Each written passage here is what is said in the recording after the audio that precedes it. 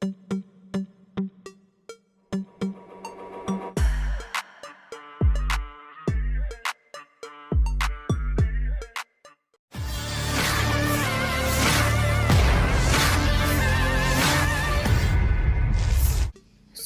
rekaman ramai beredar di media sosial Telegram pada Rabu 14 Februari 2024.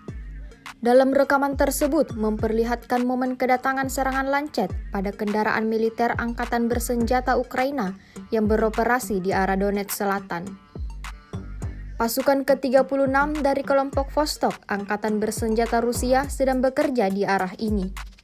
Mengandalkan pesawat tak berawak seri Lancetnya, militer Rusia menghancurkan kendaraan militer musuh secara akurat.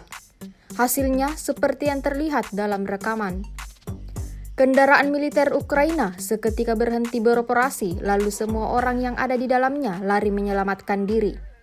Hingga video ini beredar, beragam komentar dituliskan warganet.